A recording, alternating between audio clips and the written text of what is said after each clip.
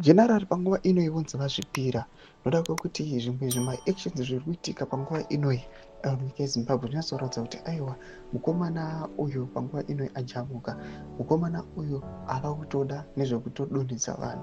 Senda muna mashoko atoona kuti chiitiko choitika kumasvingo polytechnic toona kuti aiwa inatsoratidza kuti general panguva inoi aiwa no matter what aiwa mukomana uyu ava kutogena imwe influence kunyange nekumasoja kunyanya kumageneral akakatsakatika. Sana bila mashoko mdanyo panapa we subscribe or like out on the page kuti imependa majana cha some poster caption actually reply chiti the general himself there is absolutely no going back.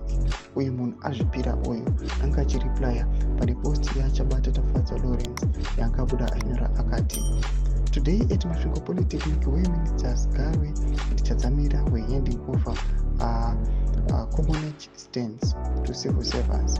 There was an incident after a DJ played this song in this video. Kunenzira dzemasoja. MP Energy Mutodi went to the DJ and demanded not to play the song. Pano hapaitwa zvemasoja is charged.